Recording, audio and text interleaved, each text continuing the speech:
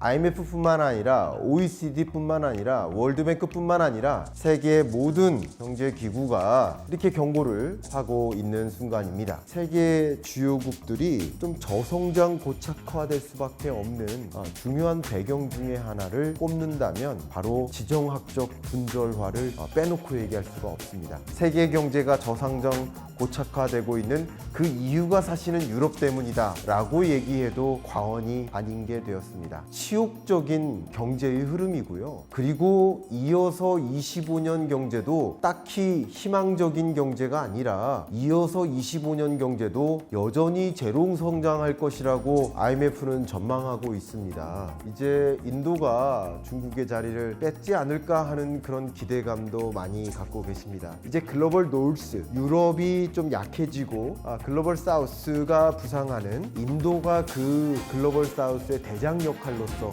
차지하고 있다라는 말씀을 좀 많이 기술을 했죠. 안녕하세요. 경제 읽어주는 남자 김광석입니다. 반갑습니다. IMF가 5년 후 세계 경제를 어떻게 보고 있을까? 아마 여러분들도 정말 궁금한 순간이지 않을까 생각이 됩니다. 이번에 IMF는 올해 마지막 경제전망 보고서를 발표했고 IMF 홈페이지에는 이런 그림, 마치 썸네일과 같은 그림을 제시했습니다. 이 그림은 무엇일까요? 바로 IMF 경제전망 보고서에 담겨있는 부제가 Policy Pivot, 그러니까 통화정책 기조의 전환이라든가 뭔가의 전환이 일어나는 국면이고 동시에 이 부분이 중요하죠. Rising Threat, 위험이 점증되고 있다. 여러분, 건널목을 건너는 모습 어떻습니까? 아이들이 건널목 건널 때 어때요? 손을 들죠. 왜 들을까요? 위험하니까예요. 건널목을 건널 때 위험하니까 손을 들죠. 그러니까 위험한 구간을 지나고 있다라고 IMF는 경고하는 것입니다. 바로 한 달 전 OECD도 경제전망 보고서를 발간했는데 역시 부제를 Turning the Corner라고 정했고 그때 이 보고서에 담겨있던 그림이 매우 인상적으로 저는 기억 속에 남아 있습니다. 그때 저도 여러분께 채널을 통해서 보여드렸지만 이 코너링 하고 있는 이 사이클 운전하는 선수들이 어떻습니까? 유독 코너를 도는 구간이 조마조마하죠. 위험하죠. 그런 코너를 도는 구간이 위험한, 우리는 그런 조마조마한 구간을 지나고 있다. 위험이 점증되고 있는 구간이다라고 경고를 하고 있는 겁니다. IMF뿐만 아니라 OECD뿐만 아니라 월드뱅크뿐만 아니라 세계 모든 경제기구가 이렇게 경고를 하고 있는 순간입니다. 사실 제가 IMF의 경제전망 보고서를 발간하기 몇 주 전에 발간한 제 경제전망 보고서라고 해야 될까요? 제 경제전망 책에서도 이 경제전망서의 제목을 피벗의 시대라고 이 피벗을 강조했는데 IMF가 제 책을 먼저 봤나 봅니다. 부제를 이 팔러시 피벗이라고 따라한 것 같습니다. 그리고 또 부제로서 저는 이제 항복점이라고 표현한 것처럼 세계 경제가 이제 고성장 시대를 마감하고 저성장이 고착화된다라고 표현을 했는데 IMF 총재도 이 부분을 강조했습니다. 한번 볼까요? 먼저 2025년 세계 경제를 전망하면서 IMF 총재는 어떤 표현을 했냐면 entering another period of not good enough 라는 영어 표현을 했습니다. 이게 뭐냐면 not good enough, 충분히 좋지 않은 또 다른 국면에 진입한다. 그러니까 과거의 고성장 국면이 아닌 저성장 국면에 진입한다. 저성장 고착화된다라는 표현을 한 겁니다. 세계 경제가 2020년부터 24년까지의 코로나19, 초인플레이션, 러우 전쟁, 초긴축, 중동 전쟁과 같은 엄청난 하방 압력을 받기 전 단계의 고성장 체계, 3.7% 수준의 고성장은 온데간데 없어지고 이제 3.2, 3.2% 수준의 저성장이 고착화돼 버리는 경제체제로 옮겨간다라는 것이죠. 가장 대표적인 예가 바로 유로존, 독일이라고 볼 수 있고, 유로존 경제가 작년 0.4%, 역시 올해 0.8%. 독일도 대표적인 예죠. 작년 역성장, 올해 제로 성장, 저성장, 고착화되고 있는 대표적인 예.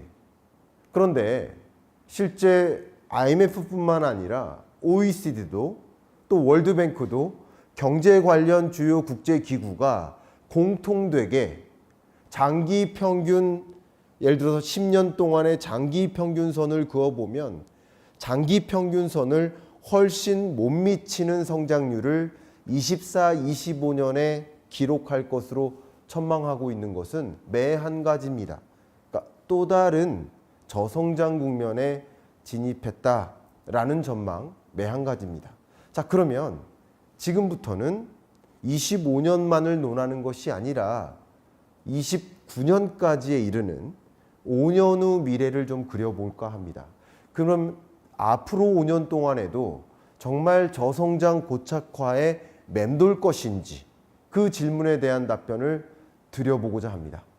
2029년까지 저성장 고착화 현실인가? 라는 질문에 대해서 그래프로서 답변을 드려보고자 합니다. 먼저 그 월드 세계 경제 성장률에 대한 흐름이에요. 제가 잘못 여러분께 제시해 드리는 게 아닙니다. 23년 성장률, 24년 성장률, 또 25년, 26년, 29년까지의 성장률 그래프가 월드 세계 경제의 경우에는 검정색 3% 수준에서 계속 유지되는 듯한 느낌. 물론 23년에는 약 3.3%였는지 모르지만 24, 25년 3.2%로 내려와서 세계 경제 성장률이 29년까지 3.0%에 수렴하는 저성장 고착화되고 있는 그림. 역시 이 세계 경제를 둘로 쪼개보면 선진국과 신흥개도국으로 나눌 수 있겠는데, 선진국 파랑색을 보아도 또 신흥개도국 빨강색을 보아도 세계 주요 권역이 저성장 고착화되고 있음을 IMF는 그림 그리고 있다. 향후 5년을 IMF는 저성장 고착화로 들여다보고 있다. 주요국별로 좀 살펴보도록 하겠습니다. 이 그래프가 굉장히 복잡해 보일 수도 있습니다만 너무 어렵게 생각하지 않아 주시면 좋겠습니다. 이 수평축이 세계 각국의 25년 성장률 전망치고요. 이 수직축이 29년 세계 주요국의 성장률 전망치입니다. 그러면 이 가운데 있는 게 45도 선이니까 세계 주요국들이 45도 선에 머물러 있다면, 이 45도 선에 정확히 위치해 있다면 그럼 어떻다는 거예요? 내년 성장률이나 5년 후의 성장률이나 거의 똑같다라는 것을 보여주는 것이죠. 이해가시죠? 근데 반대로 이 45도 선에 밑도는 위치에 있다면 오히려 내년 성장률보다 5년 후 성장률은 더 밑돌 것이다 라는 전망인 거죠. 그런데 대부분의 나라가 45도 선에 정확히 위치해 있거나 중국과 같은 눈에 띄는 거대한 나라는 오히려 45도 선을 밑도는 나라에 해당됩니다. 자, 그러면 인도와 같이 GDP 규모 면에서 큰 나라는 나름의 약 7%에 달하는 고도의 성장률을 유지하는 모습이지만 어쨌든 그 성장률을 유지하는 것이니까 세계 경제가 더 높은 성장률을 만드는 데는 기여하지는 않아요. 내년에도 예를 들어서 6.5%, 2029년에도 6.5%니까요. 그런데 중국 같은 경우는 내년에 4.5%, 그리고 2029년에는 3.5%. 그러면 세계 경제의 저성장 고착화를 더 유도하는 주요국이라고 볼 수 있겠죠. 그러면 이런 주요국들이 대부분 45도선에 머물거나 또 굵직한 나라들이 대부분 그 45도선을 다소 밑도는 일본도 보세요. 러시아도 보세요. 브라질이나 주요국들을 보십시오.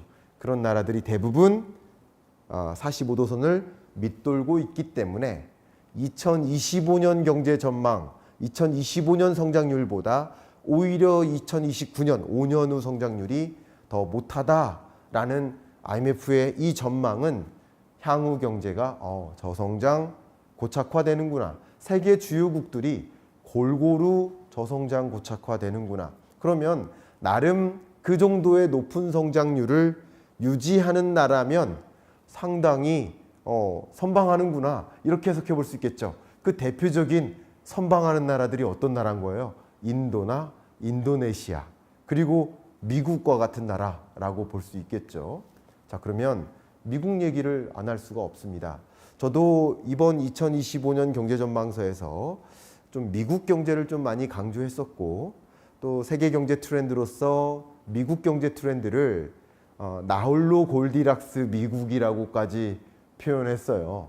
그걸 좀 멋있게 표현해 본다면 미국 예외주의라고 표현해 볼 수 있고 The US Exceptionalism이라고 영어로 표현하고 있죠.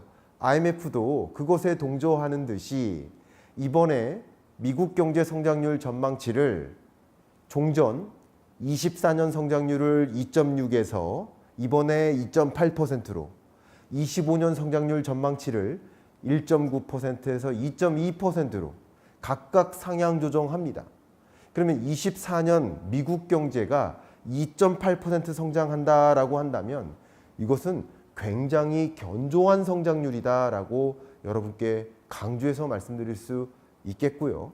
25년 성장률조차 2.2%라고 한다면 미국의 잠재 성장률 2% 수준을 감안해서 본다면 이것은 노랜딩에 가까운 미국이라는 GDP 규모가 세계 1위 규모인데 항공모함인데 어떻게 2.2%라는 높은 성장률로 달려나갈 수 있을까?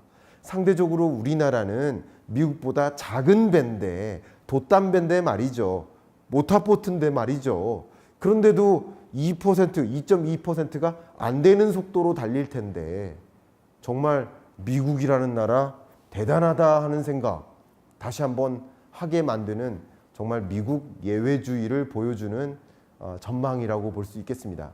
근데 정말 단순히 내년 경제뿐만 아니라 장기적으로도 5년 후 경제를 보더라도 G7 국가끼리 비교를 한번 해보겠습니다.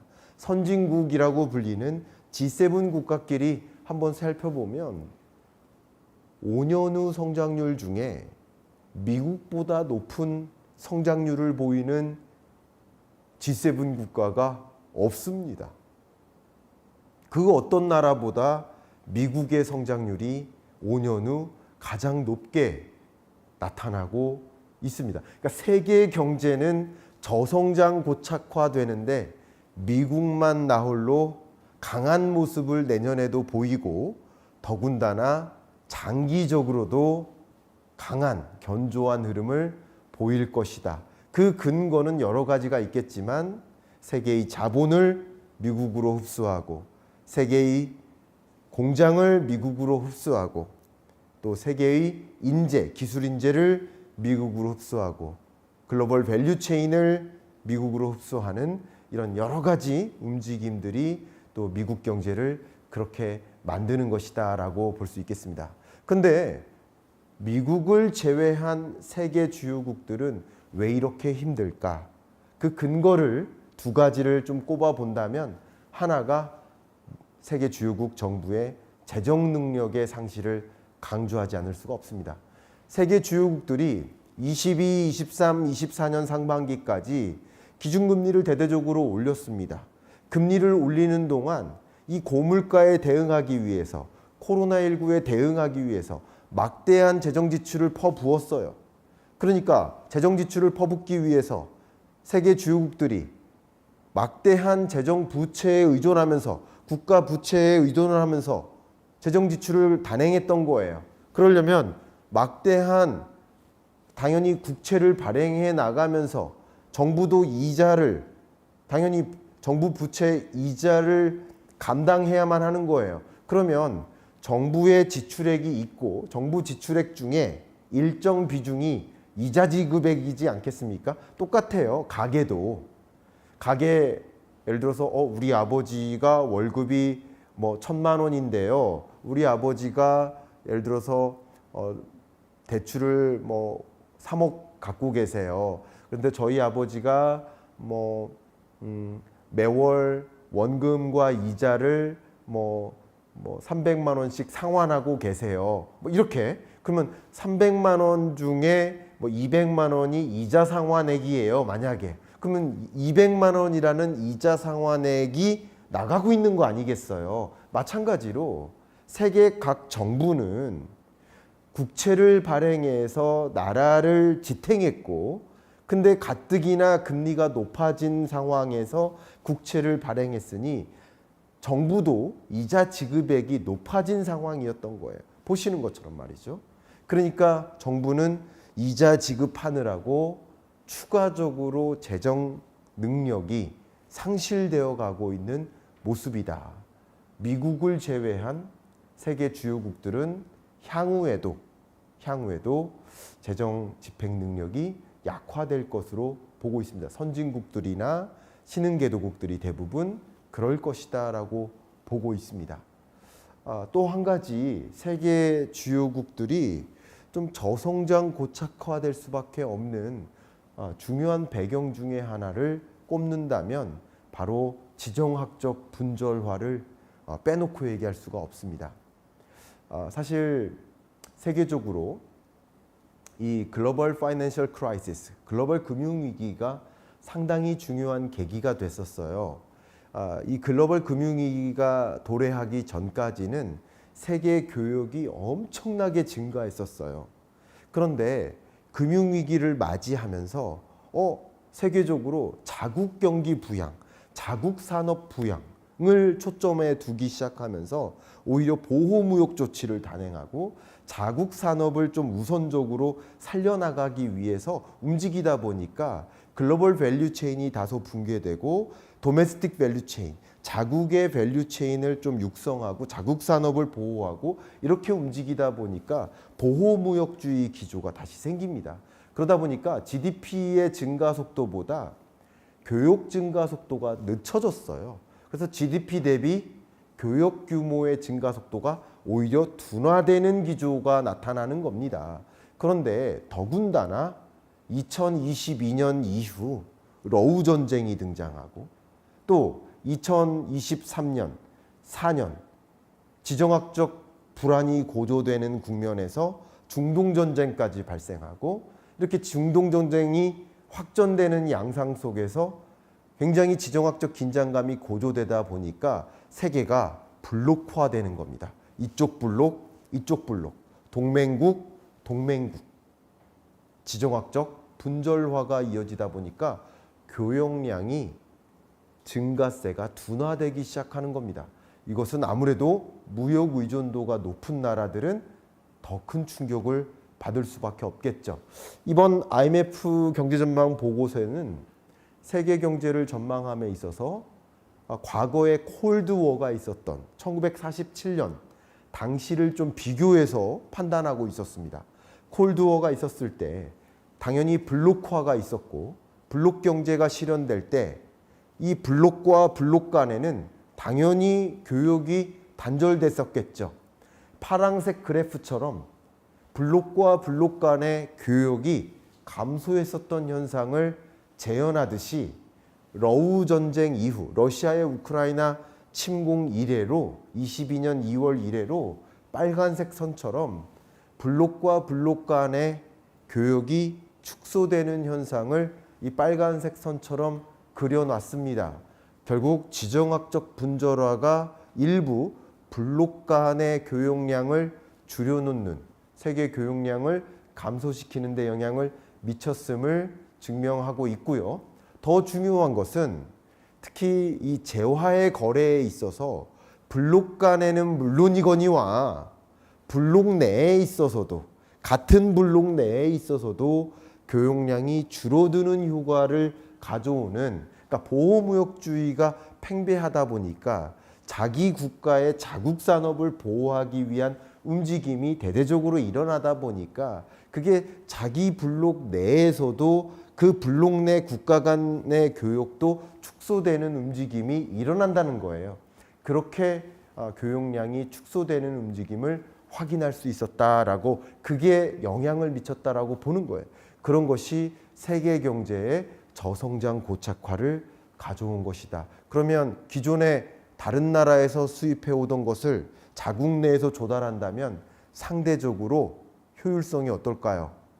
효율성이 떨어지기도 할 것이고, 그리고 아무래도 교역량이 축소되는 과정에서 교역이 활발하게 이루어지는 과정에 있었을 때랑 비교했을 때 세계 GDP 규모가 줄어들 수도 있겠죠. 특히 앞에 말씀드렸던 것처럼 수출 의존도가 높은 나라일수록 그런 영향을 더 많이 받을 수 있겠죠. 이런 것들이 소위 말하는 저성장 고착화의 배경이 되겠다라고 볼 수 있겠습니다. 그러면 IMF가 바라본 향후의 물가 전망, 향후의 금리 전망, 우리가 향후 5년 동안 지긋지긋하게 우리 경제를 괴롭혔던 물가, 지긋지긋하게 우리 경제를 괴롭혔던 금리, 어떤 흐름으로 전개될까 궁금하지 않습니까? 그 부분도 말씀드리도록 하겠습니다. 향후 세계 경제는 디스인플레이션 현상이 지속적으로 전개될 거라고 보고 있습니다. AE는 Advanced Economies, 선진국을 뜻하고, EMDE는 Emerging Market and Developing Economies의 약자입니다. 그러니까 신흥개도국을 뜻합니다. 그러니까 선진국이나 신흥개도국이나 물가 상승률이 22년 한때 정점을 찍었었고, 그리고 그 물가 상승률이 전반적으로 목표 물가를 향해 안정화된다라는 것이고, 물가 상승률이 둔화하는 국면에서 어쨌든 2% 선진국을 기준으로 목표 물가 수준에 수렴해 가는 과정에서 이런 것을 디스인플레이션이라고 하고, 다만 다시 한번 강조하지만 이미 높아진 물가에서 2%가 또 오르니 우리 서민이 체감하는, 실물 경제에서 체감하는 그 부담해야 될 물가는 가중스럽게, 가중되게 부담되는 그 고물가를 계속 경험하게 되겠죠. 또 오르고 또 오르고 하겠죠. 그죠? 그런 상황이 전개될 거라고 볼 수 있겠습니다. 다만 물가 상승률이 목표 수준에 수렴하게 되는 그 배경은 역시 저성장 고착화인 겁니다. 총수요가 둔화되기 때문에 물가 상승률이 또 둔화되는 겁니다. 근데 이 물가 상승률이 둔화되는 것이고 저성장이 고착화되는 국면이기 때문에 이미 피벗의 시대가 시작됐고, 피벗의 흐름은, 피벗의 여정은 앞으로도 계속될 수 있겠구나 하는 것을 생각해 볼 수 있겠죠. IMF도 2026년까지, 2025년까지가 아닙니다. 2026년까지 미국, 유로존, 세계 주요국들이 점진적으로 완만하게 천천히 세계 각국의 중립금리를 찾아서, 예를 들어서 미국은 대략 한 3% 수준의 중립금리를 찾아서, 우리나라는 대략 한 2에서 2.5%의 중립금리를 향해서 점진적으로 천천히 금리 인하를 단행해 나갈 것이다 라는 것이 바로 피벗의 시대임을 보여주는 향후 통화정책 기조를 설명해주는 IMF의 뷰라고 볼 수 있겠고, 그리고 26년이 지나면 아마도 다른 거대한 이변이 없다면, 다른 거대한 이벤트가 없다라고 한다면 27년 이래로 그 중립금리 이래로 그 중립금리에서 계속 맴돌게 될 것이다 라고 IMF는 전망하고 있습니다. 여러분께서 2025년 경제를 들여다보시고 또 향후 2029년까지 5년 동안의 경제를 가늠하시는데 오늘 IMF의 경제 전망 보고서, 그리고 제 2025년 경제 전망서 이 두 가지 책과 보고서의 내용이 충분히 여러분의 경제 전망과 뷰를 갖는데 참조가 되시기를 좀 바라는 마음으로 오늘 경제 읽어주는 남자 마무리하도록 하겠습니다. 감사합니다. 안녕하세요. 경제 읽어주는 남자 김호석입니다. 반갑습니다. 많은 분들이 요즘 그런 말씀 하십니다. 참 IMF 때보다 더 힘들다. 물론 저는 그렇게 생각합니다. IMF 때보다 더 힘들까? 뭐 그렇게까지 생각하지는 않는데 그런 말씀들을 그런 편에 서서 해석을 해 본다면 아마도 그 이유는 그 힘든 기간이 너무나 오래돼서 그러지 않을까 그런 생각을 해봅니다. 예를 들면 이렇게 복싱 경기에 좀 비유를 해봤을 때 복싱 경기에서 KO 한번 딱 맞고 쓰러지면 사실 아무 상처 없거든요.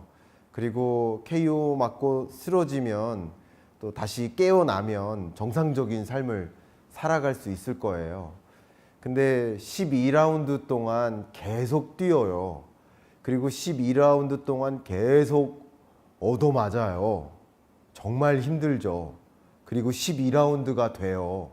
정말 지치죠. 근데 KO는 안 당해요. 근데 12라운드까지 계속 얻어맞다가 경기가 끝납니다.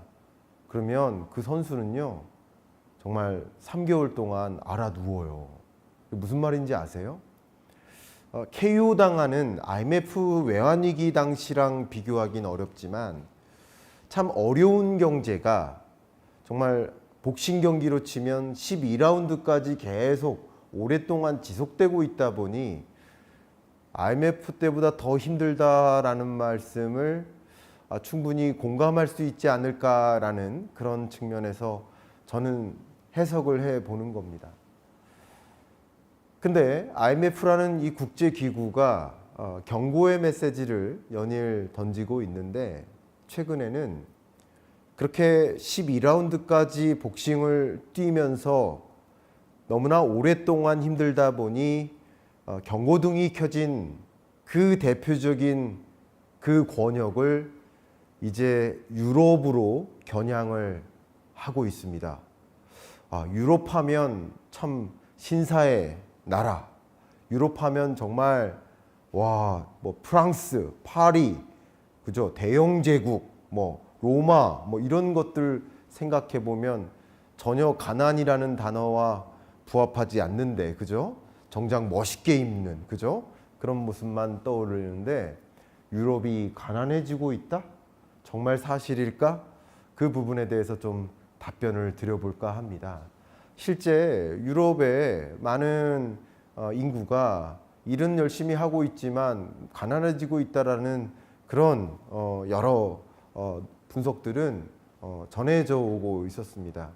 유럽 경제가 점점점 이렇게 가라앉고 있다라는 그런 분석들은 한두 번이 아니었습니다. 심지어 유럽의 중산층마저 참 힘들어지고 있다.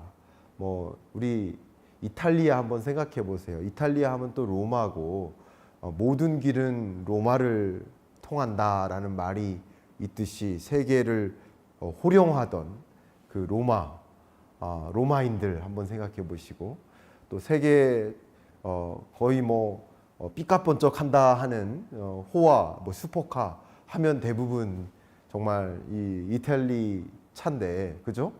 근데 그런 이탈리아가 가난한 상황에 놓여 있다. 아직 상상이 안 갑니다. 정말 그런 것인가? 지금부터 분석을 해봐야 될 텐데요.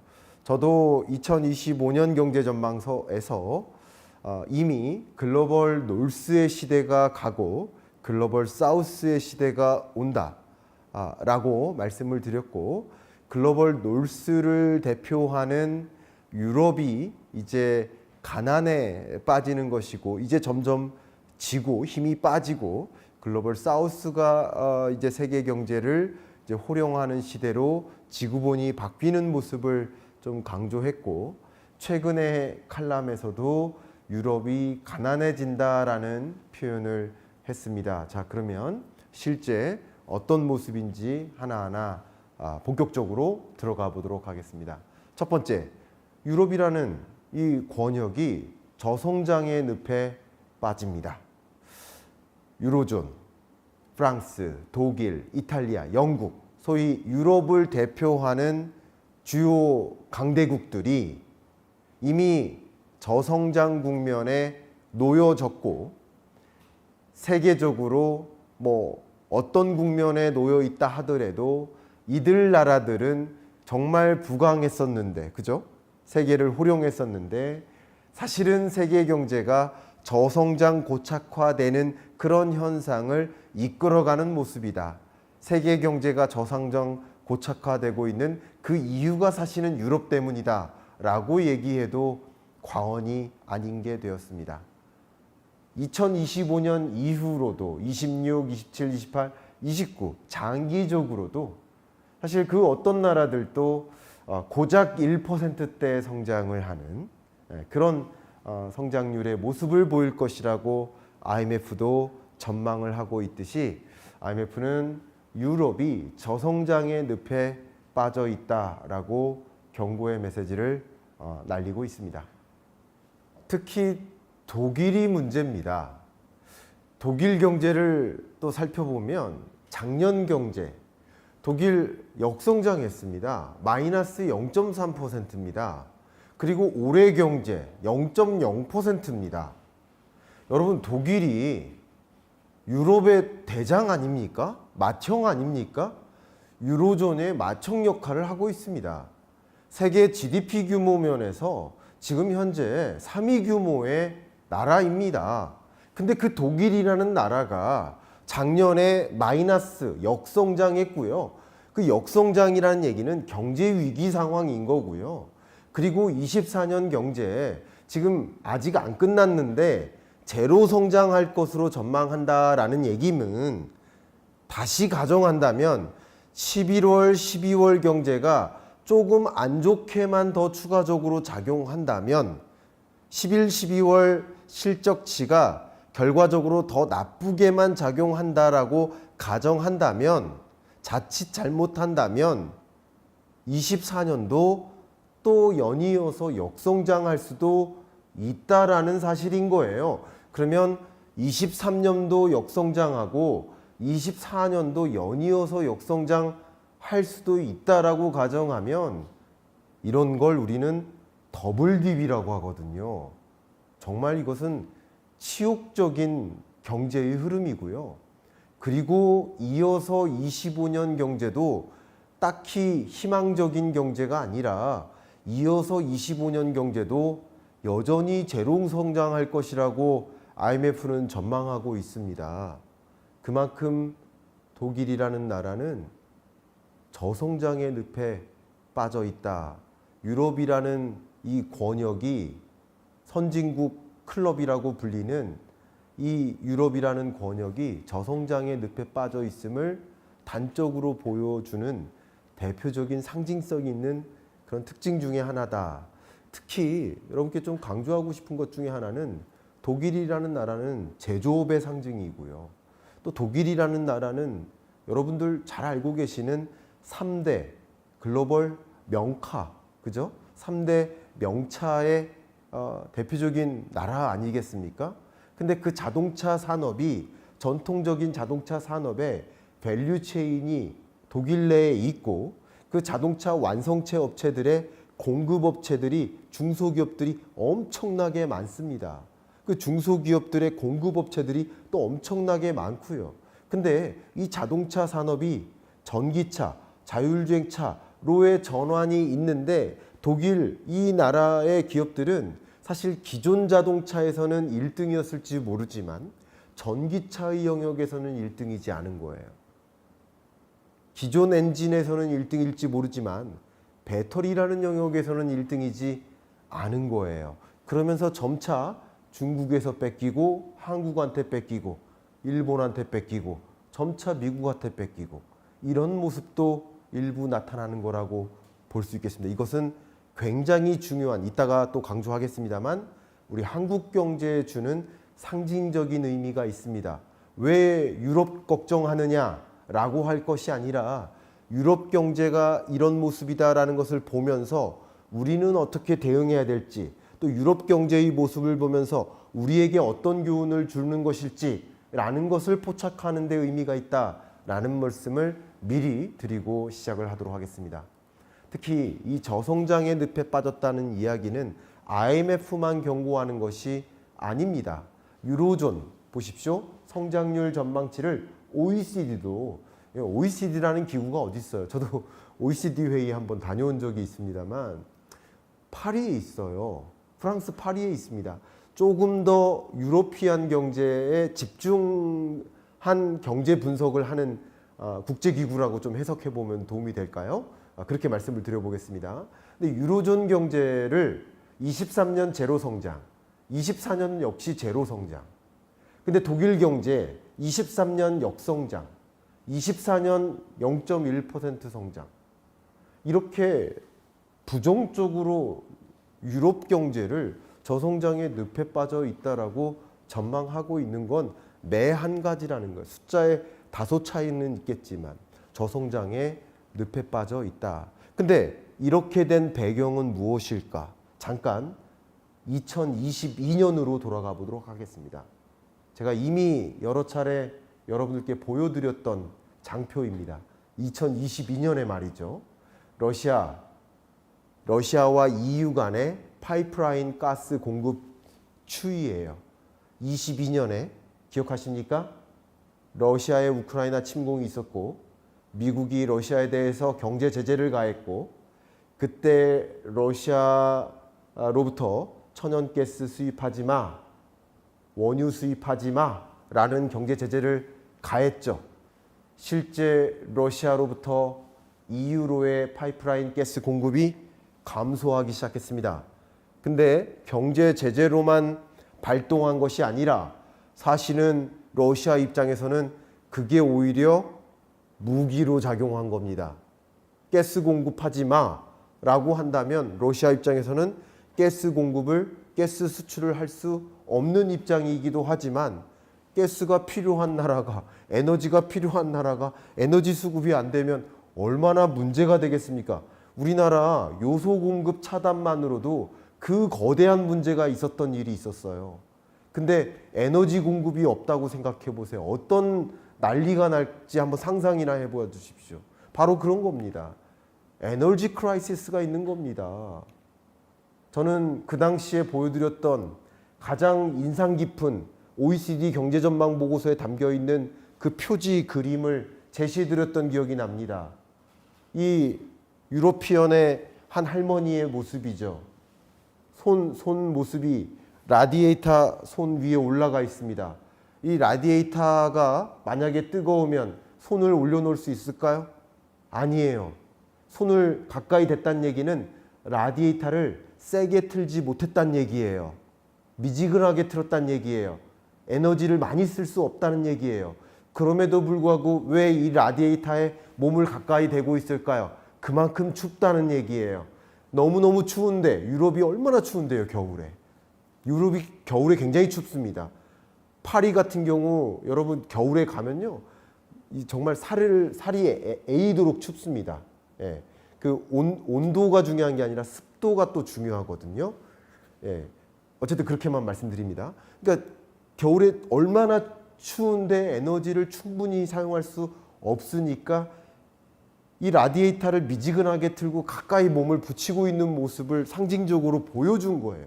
굉장한 의미가 담겨 있다고 저는 이 그림을 저는 높게 평가를 개인적으로 하고 있습니다. 근데 제가 이번 25년 경제전망서에도 이런 모습을 보여드리기 위해서 에너지 패권 전쟁의 시대라고 강조했습니다. 산업 패러다임 변화 섹터에 이 장이 있습니다. 세 번째 장이죠. 여러분 책 갖고 계신 분은 195페이지 꼭 열어봐 주세요. 여기 보시면 특히 유럽이 천연가스 석유에 대한 러시아 의존도가 천연가스 39%를 그리고 석유 25%를 유럽이 러시아에 의존하고 있어요. 근데 그 천연가스와 석유를 러시아로부터 조달받지 못하면 에너지 대란이 오겠죠. 바로 그런 겁니다. 특히 205페이지 정도를 보시면요. 어떤 국가들은 천연가스를 100% 러시아에 의존하고 있단 말이에요. 근데 그 천연가스를 조달받지 못하게 하면 정말 에너지 크라이시스, 에너지 위기 상황에 놓일 수밖에 없지 않을까요? 그러니까 그런 상황에 제가 어떤 문장까지 남겼냐면 독일 같은 나라도 워낙 러시아에 대한 천연가스 석유 의존도가 높은 나라이기 때문에 이 나토 차원에서 우크라이나에 무기 지원을 할 때쯤에 러시아를 신경 쓸 수밖에 없기 때문에 무기 지원을 못하고 헬멧 지원밖에 할 수밖에 없었다라는 문장이 들어갑니다. 그럴 수밖에 없었던 거예요. 그게 에너지를 또 러시아 입장에서는 무기화했었던 배경도 있다라는 거예요. 이런 것까지 생각을 해보면 그만큼 이 에너지 구조가 그 나라 경제에 상당히 중요한 역할을 하고 있다. 그러니까 에너지 자립도라는 것을 제가 강조하도록 하겠습니다. 에너지 위기인 거예요. 유럽 경제에 최대 변수로 작용했었고 특히 그 에너지 위기로 인해서 에너지 가격이 극도로 치솟았고 세계적으로 인플레이션 41년 만에 최고치에 달하는 인플레이션이 찾아왔을 때 미국이 정점 기준으로 9.1% 수준의 고물가를 만났을 때 OECD 회원국들 10.7%를 만났을 때 특히 유로존은 그것을 초과하는 고물가를 만납니다. 유로존. 유로피언 국가들은 더 높은 물가를 만납니다. 정점 기준으로 보세요.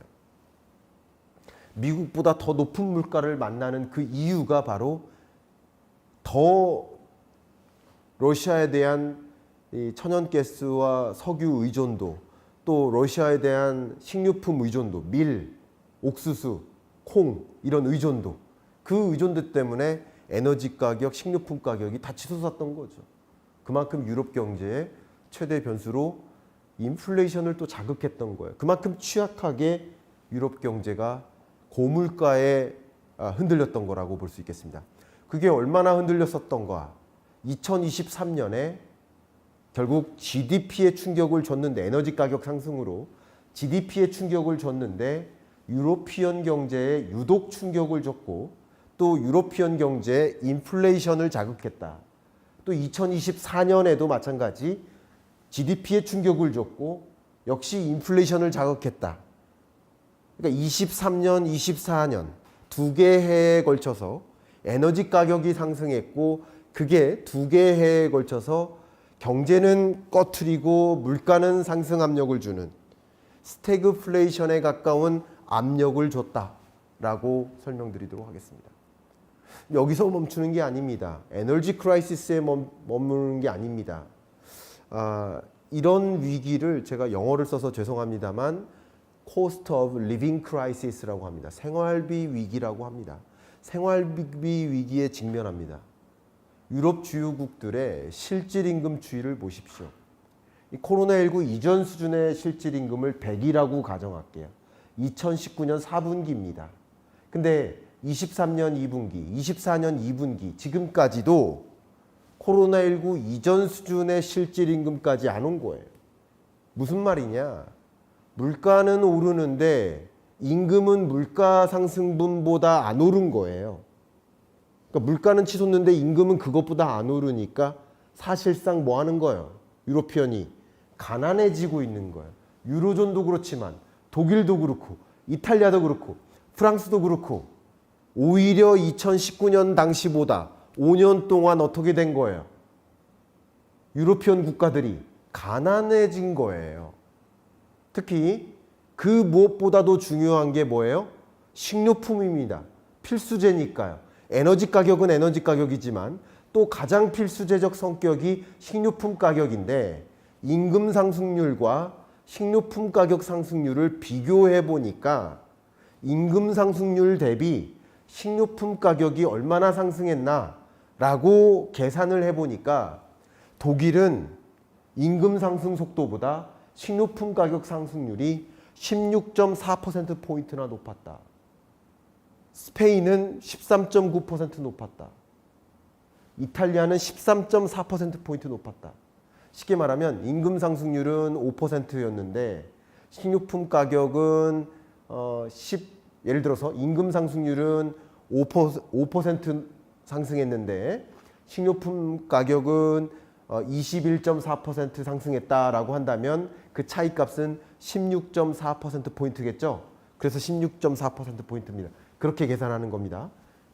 그러니까 임금 상승 속도보다 식료품 가격 상승 속도는 더 높았다. 그러면 특히 식료품 가격이 상승하면 누가 더 힘들까요? 고소득층이 힘들까요? 중산층 이하가 힘들죠. 저소득층일수록 힘들죠. 그걸 엔겔 계수라고 하지 않습니까? 소비 지출액에서 식료품 소비 지출액이 차지하는 비중이 저소득층일수록 절대적으로 높기 때문에 엔겔 계수가 저소득층일수록 높기 때문에 식료품 가격 상승은 저소득층에게 더 치명적이다. 결국 이런 생활비 위기는 유러피언 국민에게 뭐를 가져다 준다? 삶의 질을 떨어뜨려 놓는다. 치명적인 삶의 질 저하를 만든다. 그러면 겨울에 춥고 추운데 난방을 이렇게 따뜻하게 만들 수 없고 배고픈 거죠. 가난해지는 거죠. 유러피언 나라들이 가난해지고 있다. 그래서 정말 재밌게 이 24년 하반기가 아니라 24년 들어서 피벗의 시대가 시작되었는데 그 어떤 나라보다 유럽이 서둘러서 금리 인하를 단행합니다. 보세요. 스위스가 미국보다 먼저 24년 연초부터 먼저 금리 인하를 3번 단행합니다. 스웨덴도 미국보다 훨씬 먼저 금리 인하를 벌써 3번이나 단행합니다. 유로존도 미국보다 이미 먼저 금리 인하를 3번이나 단행했습니다. 영국도 미국보다 먼저 금리 인하를 단행했습니다. 그러니까 유럽의 주요국가, 그러니까 소위 기축통화국들로서 미국보다 먼저 주요국들이 먼저 서둘러서 금리 인하를 단행합니다. 왜 그럴까요? 그만큼 급한 겁니다. 경기 부양이 급한 겁니다. 경기가 안 좋으니까 경기를 좀 부양시키고자 또 고금리에 허덕이니까 또 고금리로부터 내려오고자 또 경기 부양시키고자 서둘러서 금리 인하하는 겁니다. 역시 고물가에 허덕이다가 경기가 많이 꺼지면서 물가 상승률이 또 빠르게 내려왔고 또 빠르게 내려왔기 때문에 서둘러서 금리를 인하하는 모습인데, 그러니까 빠르게 물가가 안정화되는 흐름 속에 상당한 경기 침체적인 현상이 나타났겠죠. 그 경기 침체적 현상이 앞에 보여드렸던 저성장 고착화나 경제 성장률로 나타난 것이고 또 보시는 고용지표로서 나타난 겁니다. 고용지표로서 보여드리기 가장 적정한 하나의 지표를 말씀드린다면 실업자 한 명당 빈 일자리 개수입니다. 왜냐하면 실업자가 많아진다고 많아지면 나쁜 거죠. 근데 새로운 일자리가 또 많아질 수도 있잖아요.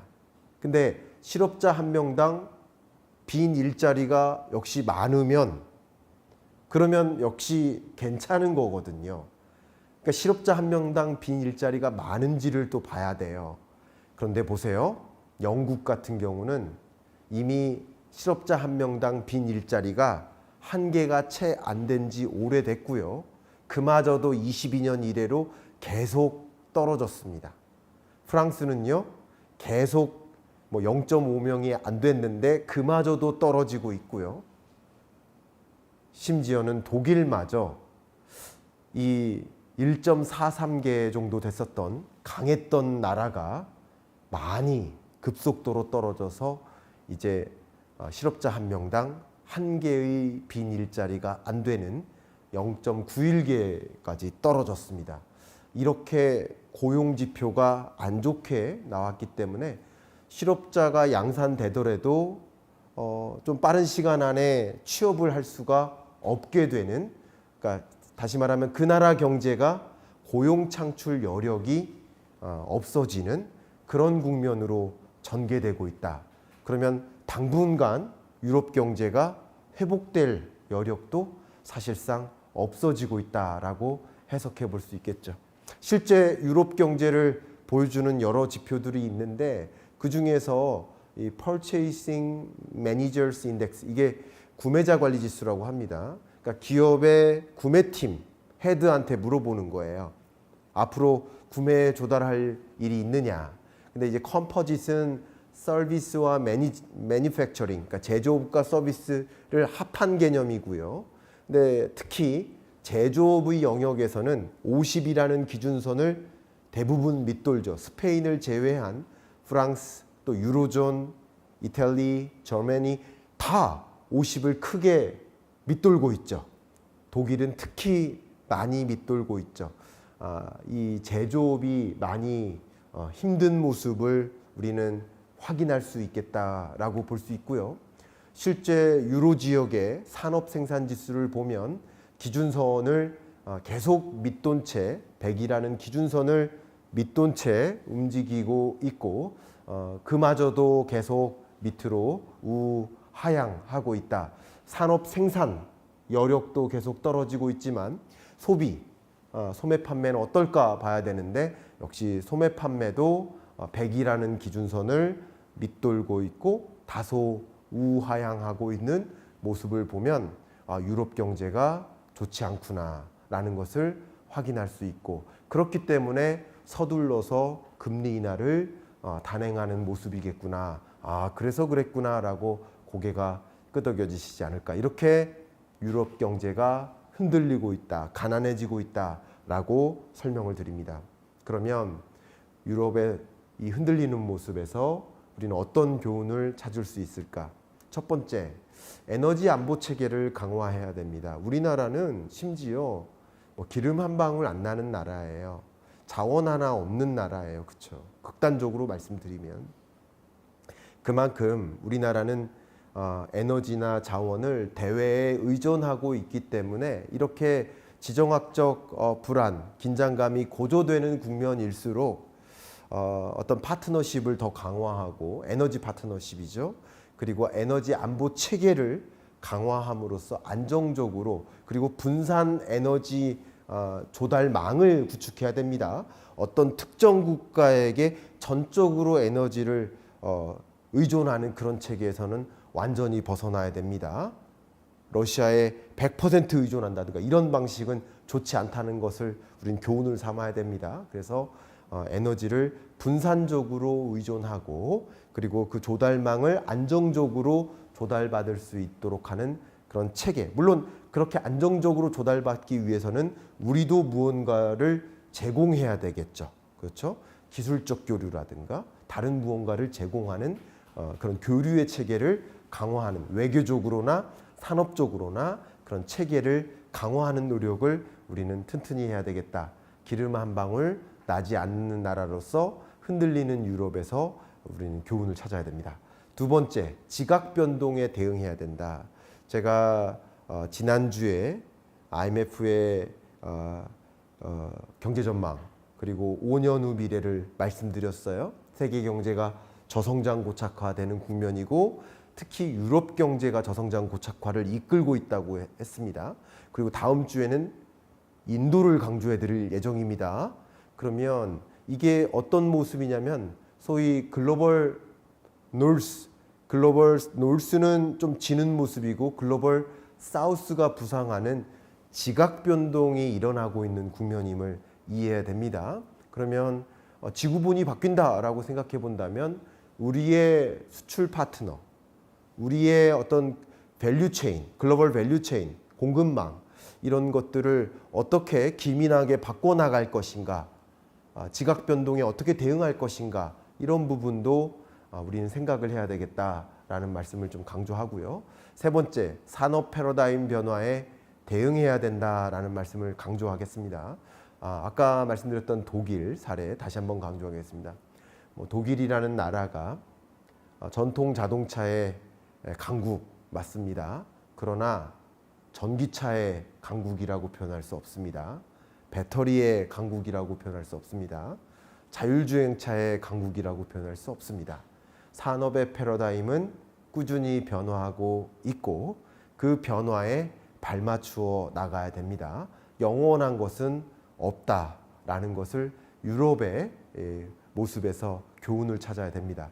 우리도 끊임없이 이 산업의 패러다임의 변화를 들여다보고 계속 그 자리에 고인물처럼 머무는 것이 아니라 변화하는 패러다임을 들여다보고 미래 성장 동력 산업을 꾸준히 포착하고 그 미래 성장 동력 산업으로 계속 건너가고 도약하는 그런 움직임을 계속 정말 머무름 없이 고이지 않고 계속 재촉하듯이 움직여야만 우리가 제2의 유럽이 되지 않는 그런 반면교사 삼아서 또 다른 교훈을 찾을 수 있는 계기가 되지 않을까, 그런 말씀 드리면서 이번 주 경제 읽어주는 남자 마무리하도록 하겠습니다. 감사합니다.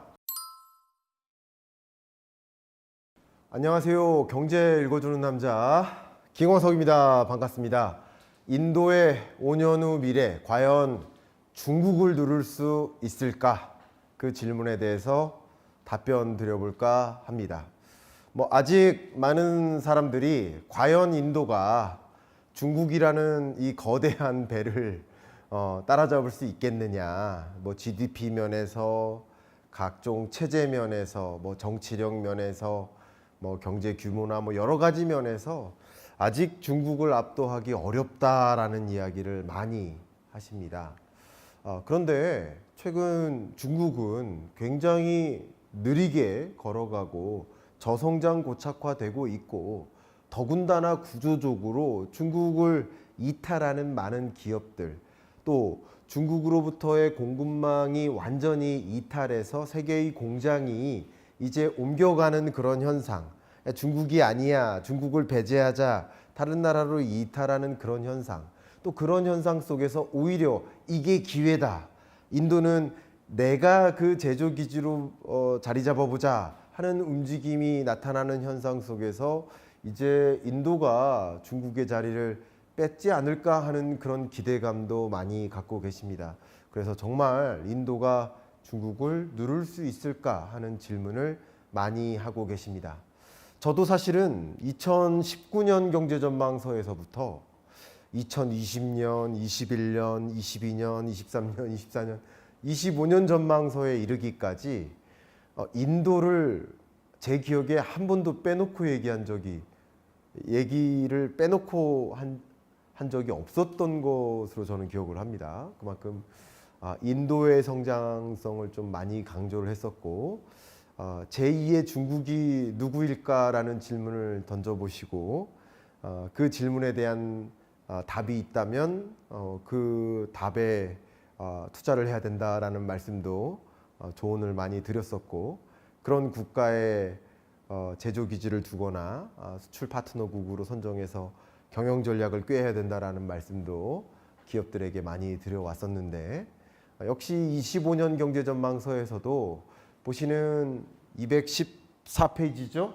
글로벌 사우스의 부상과 세계의 공급망 재편, 사실 여기에 제목에는 인도가 없지만 이 챕터의 주인공이 인도거든요. 실제 어떤 내용이 담겨 있는지 지금부터 이 경제전망서에 담겨 있는 내용을 중심으로 이야기를 시작해 보도록 하겠습니다. 가볍게 중국 얘기하도록 하겠습니다. 중국 성장 둔화, 중국 경제가 과거의 고성장을 마감하고 이미 올해 경제 성장률 5% 어렵겠다라는 전망이 등장했습니다. 4.8% 성장할 것으로 IMF는 전망하고 있고요. 그리고 25년 성장률도 4.5%로 전망하고 있습니다.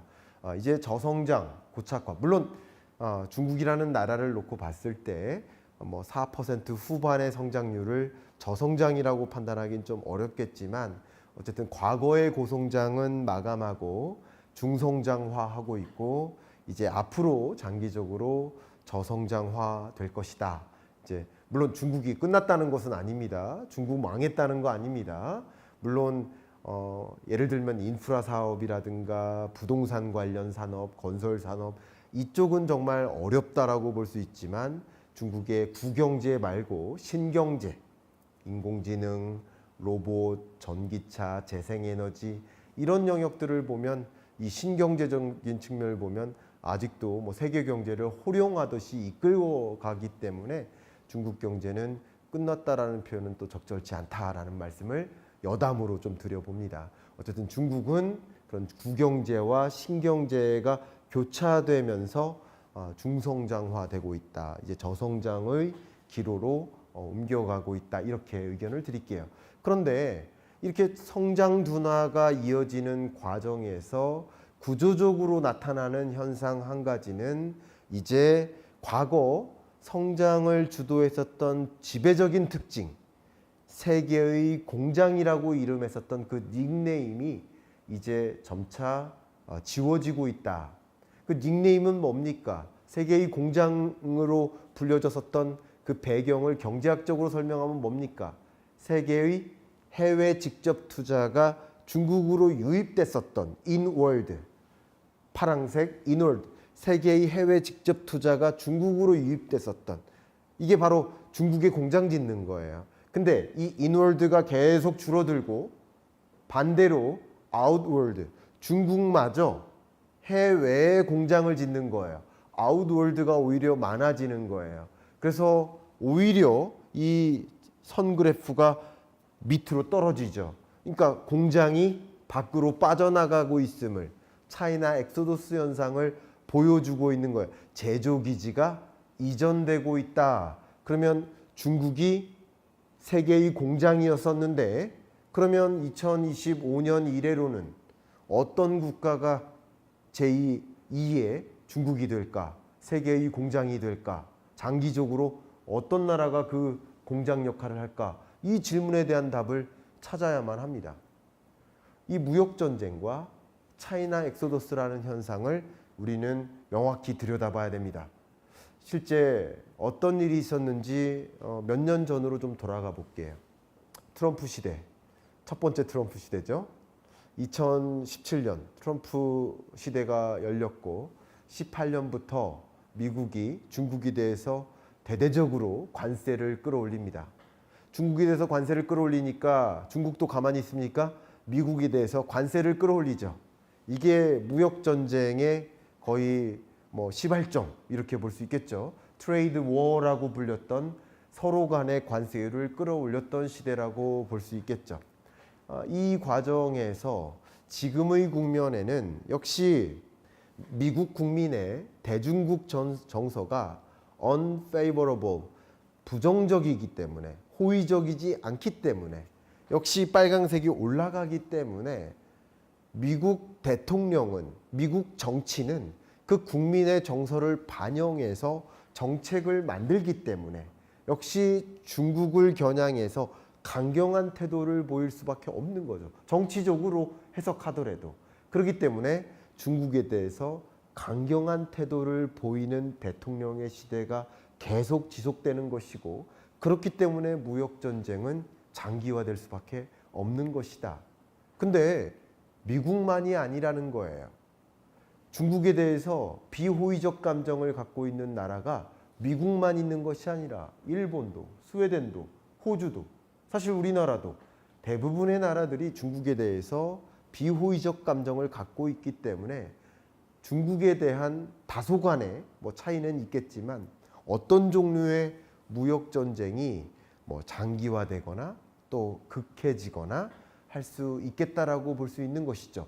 그런 움직임 속에서 뭐 물론 중국의 막강한 경제력이라든가 막강한 밸류체인 상에서의 파워 이런 것을 의식해서 그걸 대놓고 표현하는 나라가 있고 아닌 나라가 있겠지만 가능한 범위 내에서는 중국을 최대한 배제하려고 무역전쟁을 일으키고자 하는 움직임은 벌이고 있다라고 제가 표현을 해보도록 하겠습니다. 무역전쟁은 세계적으로 중국에 대해서 견제하려는 움직임을 가져가는 것이다 라고 의견을 드려보겠습니다. 그런 움직임 속에서 세계 경제는 여전히 저성장하고 있고, 제가 지지난주 그리고 지난주 이 경익남 시그니처 영상을 통해서 일관된 말씀을 드리고 있습니다. 세계 경제는 저성장 고착화하고 있다. 그런데 유독 고성장하는 나라가 있다. 예외가 되는 나라가 있다.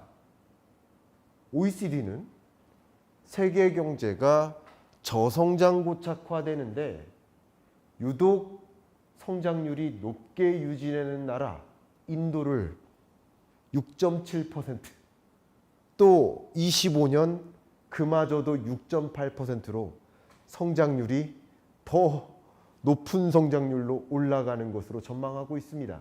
인도와 인도네시아를 좀 주목하지 않을 수가 없겠습니다. OECD의 세계 주요국별 성장률을 다시 한번 들여다보시면 세계 경제 성장률은 3.2, 저성장 고착화 되어 버리는데, 중국 경제 특히 23년 5.2, 24년 4.9, 25년 4.5%로 역시 저성장 고착화 되어 가는데, 그런데 인도는 6.7, 6.8%, 인도네시아 5.1, 5.2%로 정말 세계에서 거의 가장 높은 성장률을 유지 혹은 더 높은 성장률로 나아가고 있다는 것을 잠깐 주목하지 않을 수가 없겠습니다. IMF도 향후 5년에 대한 전망을 제시하면서 나름 경제 규모가 있는 나라끼리만 잠깐 볼게요. 경제 규모가 이 동그라미의 크기입니다. 동그라미의 크기가 큰 나라끼리만 한번 볼게요. 예를 들면 인도, 인도네시아, 중국, 브라질, 러시아, 미국, 이런 동그라미 크기가 큰 나라들끼리만 비교해 보면 25년 성장률이 가장 높은 나라이면서, 그죠? 그리고 29년 성장률, 5년 후의 성장률도 가장 높은 나라 인도예요. 그러니까 인도는 내년 성장률도 경제 규모 면에서 큰 나라 중에 가장 높은 성장률을 유지하면서 역시 장기적으로도 가장 높은 성장률을 유지하는 나라, 고성장을 나름 유지하는 나라로 IMF도 전망하고 있습니다. ADB, 아시아개발은행은 어떻게 보고 있는지 또 말씀드리겠습니다. 일단 여러분 여러 권역별로 좀 아시아 주요 권역들을 비교하고 있는데, 막대 그래프가 가장 높은 권역이 어디입니까? 그냥 여러분 눈에 보이시기에도 인디아 가운데 있죠. 인도가 제일 높죠. 근데 이 빨간색이 뭐예요? 2015년에서 19년, 2010년대 후반이에요. 근데 2010년대 후반보다 2024, 5년도가 더 높은 나라가 많지 않아요. 근데 인도가 바로 대표적인 그런 나라예요. 그러니까 2010년대보다 지금 경제가 더 성장률이 높은 나라가 대표적으로 인도다. 그리고 대표적으로 2010년대보다 낮은 나라가 PRC, 중국이라는 거예요.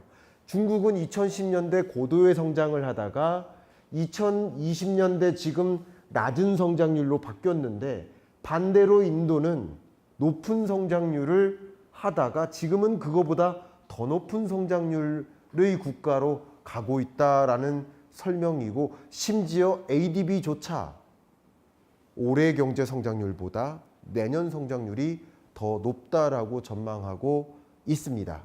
특히 보시는 사우스 이스트 아시아 그리고 사우스 아시아, 정말 성장하는 나라들, 유망 아시아 국가들, 주요국들을 이렇게 쭉 제시해 놨는데, 이 국가들 다 고성장하는 나라들을 비교해 놓은 거예요. 그 국가들 중에서도 유독 높은 성장률을 제시하는 바로 인도고요. 또 경제 규모 면에서도 사실상 의미 있는 나라, 예를 들어 부탄 같은 경우도 높은 성장률이지만 경제 규모 면에서 이렇게 큰 의미가 있다라고 표현하기는 좀 어렵지 않겠습니까? 그런 면에서 봤을 때 정말 저성장하는 세계 경제지만 고성장하는 나라 인도, 이런 부분을 우리는 주목하지 않을 수가 없겠습니다. 왜 이렇게 인도는 고성장할까? 인도의 제조업 육성 정책을 들여다볼 필요가 있겠습니다. 모디 정부, 첫 번째 모디 정부가 등장했을 때 뭐라고 외쳤습니까? 국가 전략이 뭐였습니까? 메이크 인 인디아, 인도에서 만들어라, 제조업 육성 정책이에요. 그리고 모디 정부 두 번째 정부 연임했을 때 뭐를 가지고 왔어요? PLI, 생산 연계 인센티브 제도를 도입했죠. 이런 각종 유망 제조업에 걸쳐서 많은 기업에 대한 지원금을 제공하고 제조업을 집중적으로 육성하기 위한 생태계를 만들기 위한 움직임을 가져왔었고, 또 역시 이번에 모디가 3연임을 하면서 집중적으로 또 고부가 제조업을 육성하기 위한, 또 중국이 여러 가지 면에서 흔들리는 이런 지정학적 긴장감을 역이용해서 내가 이 제조기지로 부상해 보겠다 하는 움직임을 한 번 더 부추겨 보고자 하는 그런 구상을 적극적으로 하고 있다라고 말씀을 드려보겠습니다. 실제 그런 제조업 육성 정책의 효과가 나타나는가, 이 부분을 확인해 봐야 되겠죠. 실제 인도의 산업 생산 증가율을 한번 살펴본다면 물론 코로나19 때는 예외로 생각을 해보고요. 코로나19 이전 상태 산업 생산 증가율이 5%를 밑돌다가 21년 이래로 5%를 웃돌기 시작합니다. 또 산업별 고용 비중을 보면, 그러니까 2차 산업이 뭐예요? 제조업이에요. 3차 산업이 서비스업이죠. 그러니까 2차 산업, 제조업 내 고용 비중이 굉장히 가파르게 늘어나고 있죠. 그러니까 제조업 고용이 늘어나고 있다. 제조업 육성 정책이 영향을 주고 있다. 인도 경제에 영향을 주고 있다는 것을 고용 시장을 통해서도 확인할 수 있겠습니다. 실제 인도가 그 밖에 어떤 잠재력이 있는가? 저는 누차 인도 경제를 말씀드릴 때 이 부분을 강조해 왔습니다. 첫 번째, 인구입니다. 인구는 다른 말로 또 노동력을 뜻해요. 중국 인구는 이미 감소하기 시작했고 인도 인구는 여전히 증가하고 있습니다. 이미 세계 1위 인구 국가가 인도가 되었고 23년 기준으로 인구 기준으로 인도가 1위가 되었고, 앞으로도 인도의 인구가 중국의 인구를 계속 압도해 나갈 것으로 보고 있죠. 그 얘기는 중국은 당장 고령화를 고민하고 노동력 감소를 고민하는 시대에 놓이게 되겠지만, 인도는 노동력이 풍부한 나라, 인건비가 저렴한 나라라고 생각해 볼 수 있겠죠. 인건비를 생각하지 않을 수가 없는 겁니다. 보시는 것처럼 세계 주요국, 특히 이제 아시아 주요국들의 월별 평균 임금을 비교해 봐도 필리핀, 캄보디아, 베트남보다도 사실 월별 평균 임금이 낮은 수준이에요. 그러니까 노동력이 풍부하고 인건비가 저렴한 나라로서 인도의 노동력 측면에서의 잠재력이 상당하다라는 것을 먼저 확인할 수 있겠죠. 두 번째, 인도의 잠재력은 저는 글로벌 사우스가 부상한다라는 말씀을 책에서도 강조했고, 글로벌 사우스의 부상에 있어서 중요한 것은 이제 글로벌 노스, 유럽이 좀 약해지고 글로벌 사우스가 부상하는 이 남쪽에 어떻게 보면 가난했었던 이런 나라들이 공급망 관점에서 또 자원 관점에서 중요한 위치를 차지하는 이런 시대적 변화가 흘러가는 관점에서 인도가 그 글로벌 사우스의 대장 역할로서 차지하고 있다라는 말씀을 좀 많이 기술을 했죠. 특히 그런 관점에서 공급망이 재편되고 있다라는 것이죠. 중국은 GDP 대비 FDI 순유입액의 비중이 감소하고 있고요. 인도는 GDP 대비 FDI 순유입액 비율이 늘어나고 있는 구조입니다. 공급망이 재편되고 있음을 확인할 수 있죠. 인도로 계속 공장이 유입되고 있고요. 그런 사례들은 예를 들어서 애플 아이폰 생산 비중이라든가 뭐 일본 자동차 생산 비중이라든가 여러 가지 면에서 세계 글로벌 다국적 기업들의 제조 기지로서 이미 사례들이 너무나 많이 등장하고 있습니다. 실제 공급망 재편을 확인할 때 FDI 유입액뿐만 아니라 최근 5년 동안 외국인의 증권 자금 유입액을 보아도 그 밖에 여느 아시아 국가들과 비교가 안 될 만큼 인도로의 외국인 증권 자금 유입액이 많았습니다. 이런 것들도 결국 공급망의 재편, 인도가 글로벌 제조 기지로서 부상하고 있음을 반증해 주는 근거가 될 수 있을 거라고 생각합니다. 인도의 잠재력으로서 또 한 가지 빼놓을 수 없는 것이 바로 시장 규모입니다. 경제 규모 면에서 인도는 이미 세계 5위 대국으로 성장했습니다. 그런데 제가 지지난주 경익남 시그니처에서 말씀을 드렸지만 독일은 작년에 역성장, 올해 제로 성장, 내년에도 제로 성장. 일본 작년 1%대 성장, 올해 제로 성장. 근데 인도는 6%대 성장. 그러니까 GDP 규모면에서 거의 차이가 없는데 속도가 다르죠. 그럼 어떻게 될까요? 이 속도, 이 규모면에서 다소 뒤에 있지만 속도가 다르니까 따로 잡겠죠. 2029년이 되면 5년이 지나면 어떻게 될까요? 인도가 독일과 일본을 압도합니다. IMF는 인도가 세계 GDP 면에서 3위국으로 도약할 것으로 전망합니다. 정확히 말씀드리면 2028년부터 3위국으로 독일과 일본을 앞지를 것으로 IMF는 전망하고 있습니다. 다만 제가 처음 제시해드렸던 그 질문에 대해서 먼저 답변 드린다면 중국을 누를 수 있을까? 그 질문에 대해서는 5년 내에는 어렵겠다. 어쩌면 5년 내가 아니라 10년 내, 2030년 내가 아니라 2040년 내도 중국을 누르기는 쉽지는 않겠다.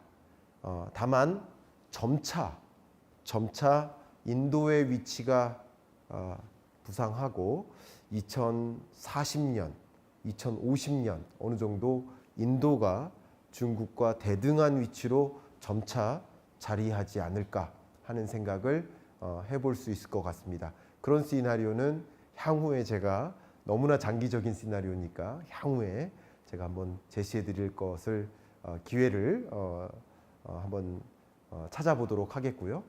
오늘은 이런 이야기를 통해서 마무리 말씀을 드려보도록 하겠습니다. 아직 인도에 한계가 있습니다. 분명 이 말씀 드릴 때 여러분들이 인도의 한계를 지적하시는 분들 계실 거라고 생각합니다. 인도는 절대 중국을 누를 수 없다. 중국을 앞지를 수 없다. 영원히 그럴 수 없다.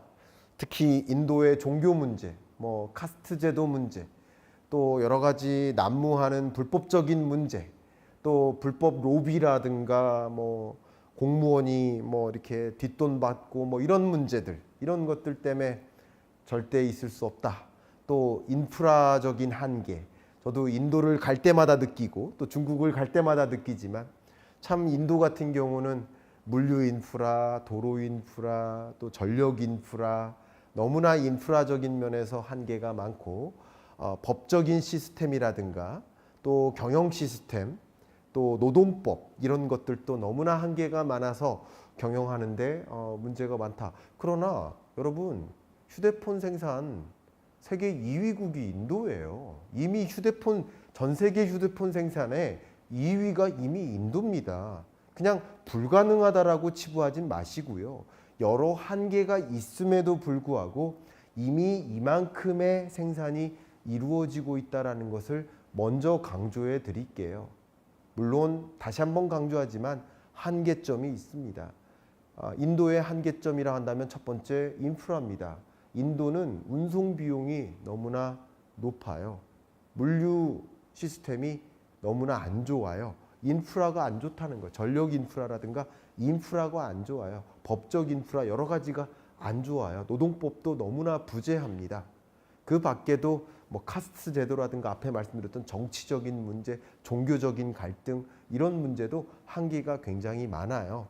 어디가 사람이 다닐 길인지, 어디가 자동차가 가야 될 길인지, 소가 다닐 길인지, 말이 가야 될 길인지 도저히 가늠할 수가 없을 만큼 혼잡한 도로인 거 저도 잘 알고 있습니다. 그런 곳에서 어떻게 물류가 제대로 원활히 이루어지겠습니까? 또 인도의 한계점 중에 하나가 최혜국 관세율 기준으로 세계 최고 수준입니다.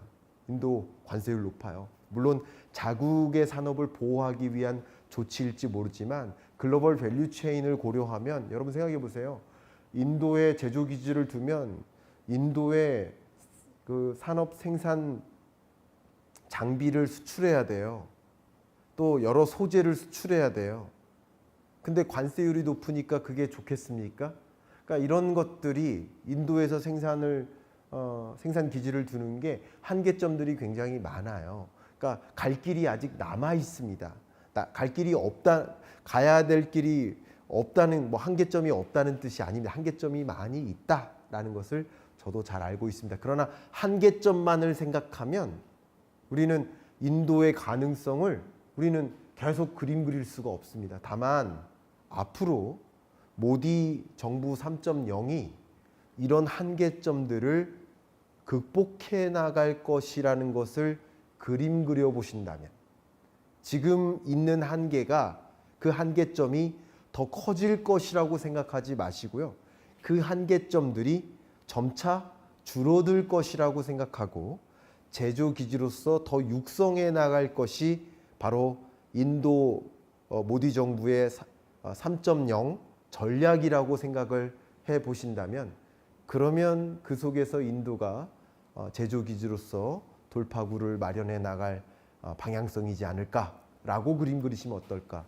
또 이 속에서 우리는 어떤 대응을 해야 될까? 다시 한번 말씀드리지만 인도가 아직 중국을 누를 수 있을 만큼의 힘은 없다.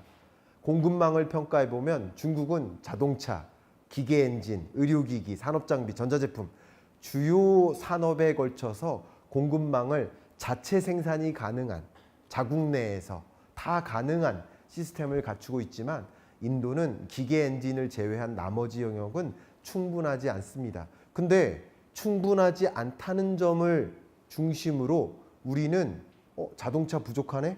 의료기기 부족하네? 그러면 부족한 부분들을 우리 한국이 점령해야 되겠다.